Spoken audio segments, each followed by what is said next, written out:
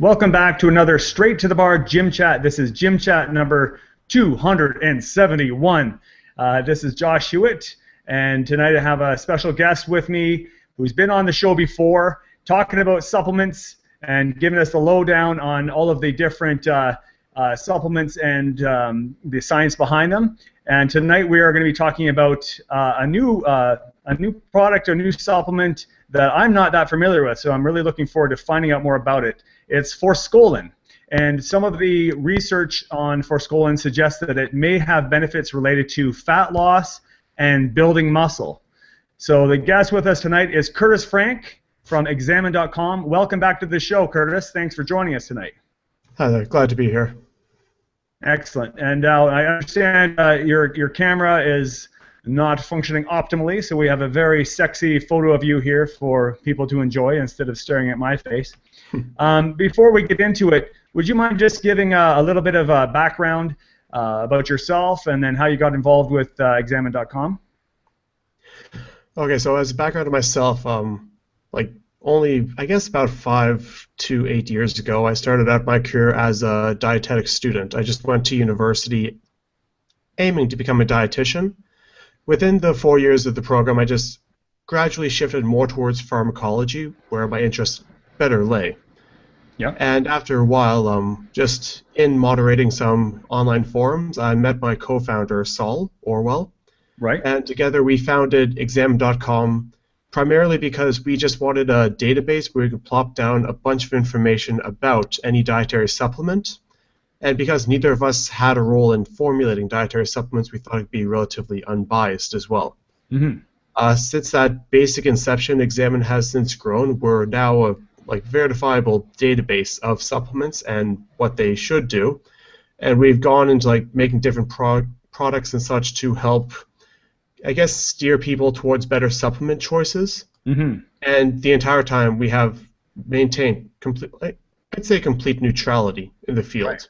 Yeah, we just look at the compounds, whether they're good or not, whether it's if it is good, to what degree. Like, some compounds are technically good, but to such small degree that may not be worth getting into. And then some of them have a lot of potential, but the science isn't really there, so it's more mind candy and experimentation, but you can't really recommend them. Mm-hmm. But yeah, the entire inception of Examine is categorizing all dietary supplements and other questions, looking at the science behind them, pretty much no more, no less, just helping guide people to make better decisions. Excellent. Yeah, no, it's a tremendous resource, and I do encourage people to check it out. I'm going to definitely put a link to that in the description here under the video. And there's also, I want to get into that at the end of our chat, some of those resources that you do have. It is an amazing website to go through and to do your own research in, but you have produced some ebooks and some other resources that people can use, which helps to categorize these supplements and makes it much easier for you to find the information you're after. So we'll definitely get into that as well. Because for those who are interested in finding out what really works and cutting through the hype, there are, you can look at the research yourself on PubMed and whatnot, but like you said, it's not just the research suggesting whether or not something works, it's to what degree is it effective. How good were those studies that were actually done? Are they actually legitimate double-blind studies? And on Examine.com, you actually evaluate the quality of the research, look at to what degree these supplements are effective. So it actually helps do the research for the individual, and it's all really well cross-referenced and categorized. So I've used that as well as for my clients as well as a resource. Very effective. Great. So tonight we're getting into Forskolin. And we've been debating whether it's Forskolin, Forskolin, Forskin, but yeah, well, let's go with Forskolin. And what are the research behind that? We want to focus more on the potential benefits for fat loss and building muscle. Where would you like to start? Interesting. Forskolin only has one real mechanism of action that underlies almost everything it does. Okay. So we can just get a good understanding of that and then apply it to different systems. I guess to start, I'll talk about something called cyclic adenosine monophosphate. I'll just call it CAMP from now on because that's a lot easier to remember. Yep. But basically, whatever any, I guess, hormone, cytokine, whatever, acts on the outside of the cell, it needs to signal towards the nucleus to then cause a genetic response. And then the genetic response will signal out towards outside the cell, then it'll communicate with other cells, that kind of stuff. But the idea is that it's a domino effect. It's a signaling pathway, not just one molecule.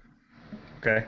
In the majority of signaling pathways, it'll rely on very small and, I guess, easily movable signaling compounds. There's two of them. One is called CAMP, which is what we're going to be talking about today, and then the other one is just CGMP. But they're involved in a lot of signaling processes. Forskolin acts on the enzyme which produces CAMP, and it basically just increases CAMP in cells a little bit at low concentrations and then to a higher degree at higher concentrations.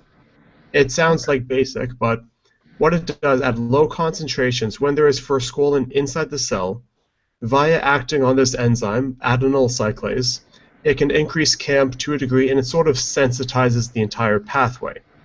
So, in short, if a signaling pathway uses CAMP in its signaling cascade, then forskolin has the potential to augment that signaling pathway. Okay. And CAMP is, and I assume then that this CAMP is involved in processes related to fat loss and building muscle then. That's correct? Yes. When adrenaline acts on a fat cell, it involves CAMP in its signaling cascade. CAMP is also downstream of insulin signaling itself. It is involved in testosterone signaling, and then to a bunch of other degrees, usually in, improving blood flow. When a cell needs to, dilate itself, it also involves CAMP there. Okay. Those are the most relevant ones. CAMP is probably involved in, I'm just going to ballpark a random number, maybe half of all signaling pathways. Oh wow. Okay. It's everywhere. Yeah, yeah. All right. Well, let's. If we were to focus specifically on fat loss, if you could explain a little bit more how forskolin may benefit individuals in fat loss and how one might incorporate it as a supplement. Perhaps how much they should take. It doesn't matter when you take it, what kind, and how they can expect it might benefit them related to losing fat. Okay, so first, the dose of forskolin. It's quite reasonable, and a lot of products that have forskolin already have the active dose. Okay. It's around, at one single time, 20 to 25 milligrams of forskolin. It comes as Forskolii. You can just think of Forsco, and there's only two things on the market that have Forsco in it, the plant and the compound. Okay. So you take that, ideally with anything that, like the ephedrine, synephrine, that category of fat burners, right? They mimic the adrenaline cascade, and that's the one that forskolin can help augment. Ah, okay. So this may be, if someone were to be taking the ECA stack or a synephrine caffeine stack, forskolin could help accentuate the effects of that, the fat burning effects of that? Yes, it should, based on all the in vitro studies and our kind of lackluster human studies, it should potentiate that effect. Okay, excellent. So that would be a good part of a fat loss stack. In and of itself, it still may have a benefit as well? It's difficult to say. High doses would, but I'm not sure if there's side effects with the high doses. Like, say, taking 150 milligrams of it a day, as I mentioned, it would augment any signaling pathway that involves CAMP, and that includes insulin secretion. High doses of forskolin, just via activating CAMP, would increase insulin secretion, and not necessarily at times you would want it. Right. So the low doses are essentially just an augmenting dose, not necessarily a stimulating dose, and they would seem to be, they seem to be a bit more safe because you need some other stressor to actually invoke a response. So you wouldn't just be secreting insulin abnormally. You would have to have some sort of sugars or other insulin secretagogue in conjunction with the forskolin. I see. Okay. So yeah, that's where I've mostly seen forskolin as part of other product formulas, like incorporated into a blend. I haven't seen it much sold by itself, although I'm sure if I looked, we could find it. Would that be something that you'd recommend taking it as an individual supplement? Like often, when a supplement is incorporated into compounded formula with other products, the effective dose is questionable. Like how much is in there? Is it just put in for the name, or do you think because this is required in such small amounts, typically when it's involved, if it's in a product with several other supplements in it, is that usually sufficient? I would ideally recommend that it be taken with other supplements. Okay. Just its entire role, at least at the lower doses, seems to be an augmenting role. Okay. It could be effective at higher doses by itself, Like but you said, as of right now, we don't really have the studies to support that.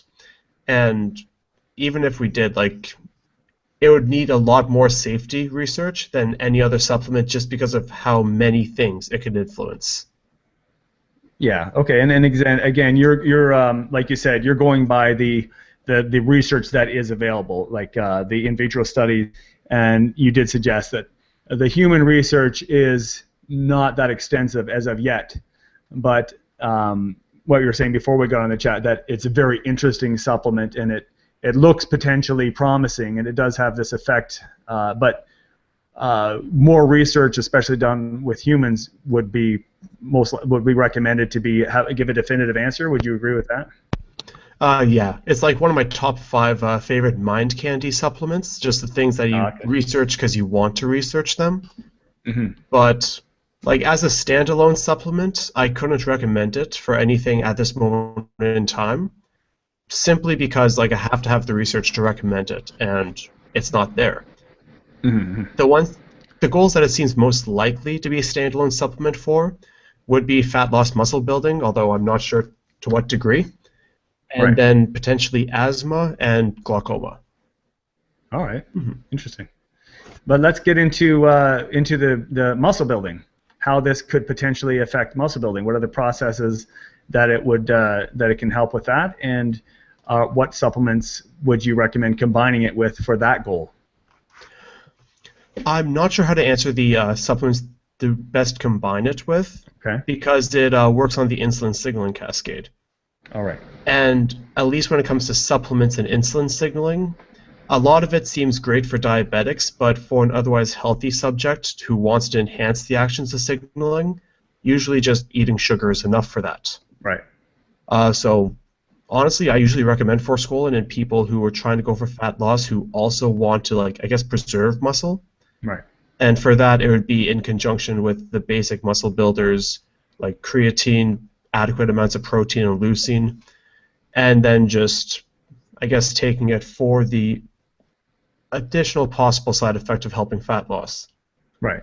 So yeah, but it basically augments the insulin signaling cascade, and because of that, it's just something good to have when you want both muscle building and fat loss at the same time.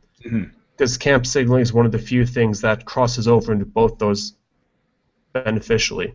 Usually something that helps promote muscle is lipogenic in a way, and things that promote fat loss do not treat muscle well. Exactly, but ephedrine caffeine, the stack that it has from what I understand, it also has a protein sparing effect as well, which this with the Forskolin may help, so helping you to maintain or keep muscle on while you're losing fat. Correct, but I think ephedrine's the only other thing I can think of that benefits both muscle building and fat loss. Okay. It's definitely a rare one. Yeah, okay. Unless you're going to get into clenbuterol and other pharmaceutical drugs. Yeah. By default, I just pretend those don't exist because I don't want to be held. We're not going to recommend any of that. Exactly. No, we don't want to give anyone horse bronchial dilators. No. Exactly. Okay, so that's interesting. So as far as when you were going to take this, now for ephedrine and caffeine or synephrine caffeine, which is now more prevalent since ephedrine's sort of more on the control list, at least here in Canada. When I did take that as a fat loss stack, I would take it before training, just because it did have a stimulatory effect as well. Is Forskolin also something that you would take before exercise or before activity, or does it matter? Like if it's just in your body each day, does it matter when it's taken? Will you notice like a short-term or immediate effect from it? It is definitely an acute substance. It's absorbed relatively fast from the intestines. Okay. And I don't have the exact data on me, but it seems to be also eliminated fairly fast. So it's something that needs to be taken just before your physical stressors. So whether it's cardio or exercise, it would be best taken before that, at least for our purposes. Like studies with glaucoma would just take it pulsing throughout the day because they are trying to get the 24-hour stuff going down. Mm-hmm. Okay, so so this would make sense if, for myself, I actually have some caffeine, like 200 milligrams caffeine. I have my synephrine capsules, so I could get the Forskolin by itself and add it to that, and take it before my, interval training or my resistance training workouts. Correct. To help potentiate more fat loss and spare muscle. All right, perfect. Now, is there any? You mentioned that at high doses, you're not sure if there would be side effects going into high dosage. What about as far as how long you're using it? Is this something that you would recommend cycling on and off of, or does that not really matter with this? Like for when I was taking stimulant-based things like synephrine, caffeine, obviously if depends on dosage, but if I was taking that regularly on a daily basis, I found that after a while it helped for me to give it a break, or else I was sort of getting tolerant to the effect of it. What about Forskolin? Is that something that you can stay on, or that you should cycle off of? It's actually it's one of my favorite mind candy supplements because of this following answer. It doesn't seem to be something you build tolerance to. That being said, if you're taking it like alongside ephedrine, you would still need to like go off it. Sorry, right. I just want to say stimulants. If you take Forskolin with stimulants, you will still grow tolerant to the stimulants. Yeah. But Forskolin itself, because it acts within the cell, and adenyl cyclase is a really vital enzyme. Because it's a vital enzyme, it has mechanisms in place to prevent any abnormal upregulation or downregulation. So while pumping in Forskolin 24/7 in high doses might screw with the enzyme, which would be a horrendous thing to happen, taking a single pulse up to twice a day shouldn't be enough, especially at low doses, to completely screw around with that enzyme. So because it's the tight regulation of the enzyme it acts upon, it doesn't seem likely that there's going to be subject to tolerance or sensitization. All right. Awesome. So because that, it seems like you could have, say, a fat-burning phase and include Forskolin in it. And then when you go off all the fat-burning supplements, you want to build more muscle, you just go off all the fat-burning stuff, take your muscle-building stuff. You can keep Forskolin in the arsenal. Awesome. All right, perfect. As far as research that is done on this, you have, I guess there's a link on Examine that would go through what the current research is on this on the supplement? Yes. On every page in Examine, every complete page, on the right bar there'll be something called the Human Effect Matrix, which is any study that uses the compound in question with no confounds. If there's any confounds like Forskolin plus other things, it's excluded from consideration, but it's like still mentioned in our full summary. But we do mention all the stuff that Forskolin has been evaluated on. Excellent. I'll get that link from you before, or at least by the end of the chat, if you don't mind. So just for easy reference for those watching this, they can click in the description and just click on the link to get directly to that. That should be pretty easy to track down? Yes. Awesome. Okay, great. Now, as far as if people wanted to find out more about this, obviously going to that link, are there any other resources or references? We mentioned that basically the online or the downloadable book that Examine has available as well. If you could mention that and any other references or resources related to this supplement or fat loss muscle building that you can suggest. This one is actually going to be a bit difficult to recommend other resources for, simply because when you have a cell and you want to research what happens when camp goes up, you simply add Forskolin. It's simple, it's reliable, it gets the job done. Right. But because of that, if you do a simple PubMed search for Forskolin. I'm just going to be doing one now. Get off the filter. I got 20,700 results. Okay. Yeah. And I'm saying like this is not a well-researched stuff for human ingestion. Yeah. We know like low doses won't kill you, but beyond its effects, we don't know really how well it works in the human body. Mm-hmm. All these studies are basically saying, I want to know how this cell works. I need camp to go up. Bam, Forskolin. Okay. So because of that, it's hard to do primary PubMed research on this without just having a part of your brain explode. Okay, yeah, exactly. Okay, but that's so it is recognized for its effect on camp fairly legitimately. Like, I mean, that's if they're using Forskolin specifically for that purpose with other research, it's pretty clear that it does have that effect. It's a very clean drug. Like, it goes in there, increases camp by activating on the enzyme, doesn't do much else. Awesome. So usually when you see camp increase by Forskolin, you know it's just an increase in camp. There's no other shenanigans going on. Mm-hmm. Awesome. Now, is this something that in the book, the reference guide that you have available on examine.com, would this be included in that as one of the supplements that are discussed? In regards to the reference guide, yes, because the reference guide is a compilation of all the human studies. Okay. Perfect. Because it's discussed as in depth as other options. Right. Okay. Like the free to access page for it's under Coleus Forskohlii, our free to access page. But if you search for Forskolin, you'll get it anyways. All that information is the best current source for information on this herb and the molecule inside. Perfect. Okay, I'll make sure I include that link. All right. Was there anything else you wanted to mention about? I think we covered pretty well everything people would want to know related to fat loss and building muscle. Anything else you wanted to add about the supplement, or did we hit it all?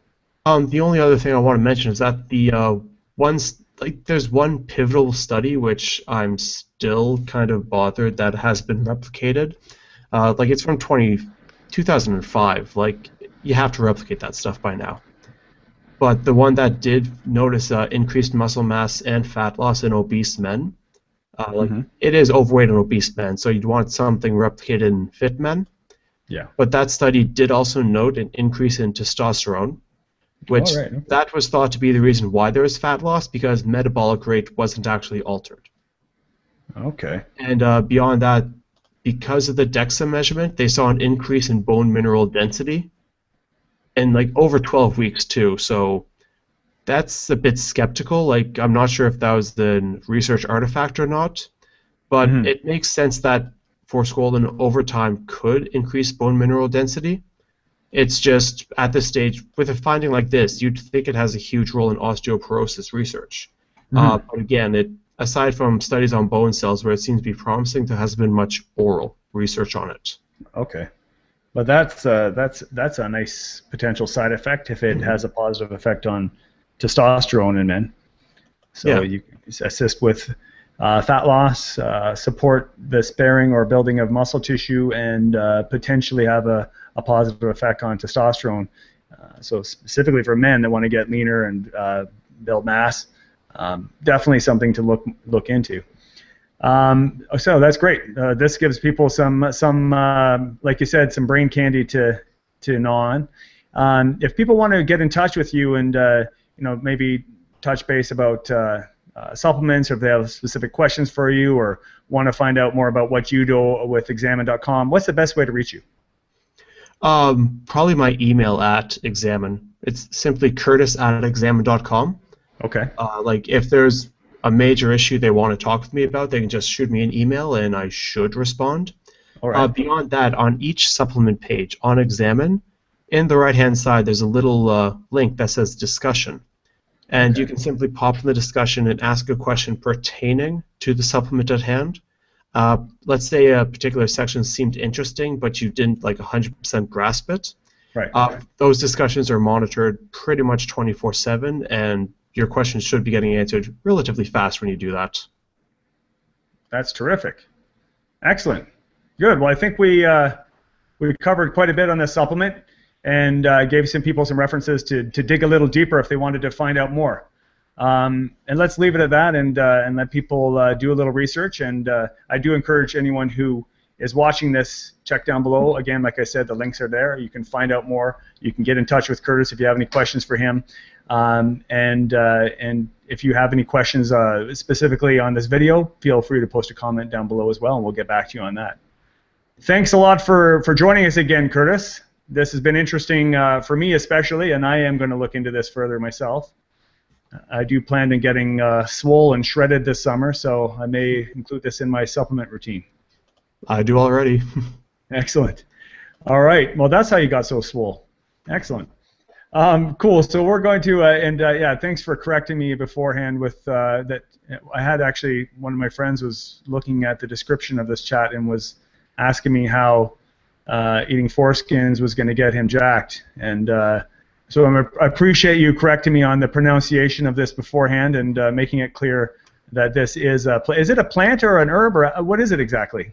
Out of curiosity. The plant it comes from is just like some root, and it was just used in traditional Indian medicine, primarily for fighting asthma. And then when looking at the herd research, it's just like, wow, this Forskolin is really useful. So they just used it in a bunch of research from then on. And all these asthmatics were getting lean and jacked from it, so they... Potentially. Yeah, exactly. I don't think they mentioned that in the Ayurvedic texts. Probably not. Exactly. Well, I really appreciate you taking the time to join us tonight, and that was a great discussion. And I'll get the links from you after we sign off here, and hopefully we can get back on for another chat in the near future. Okay then. Love to have you back on. Thanks for everyone else for watching, and we will be back next week with another chat and another guest. So I look forward to having you join us then. And until then, stay strong.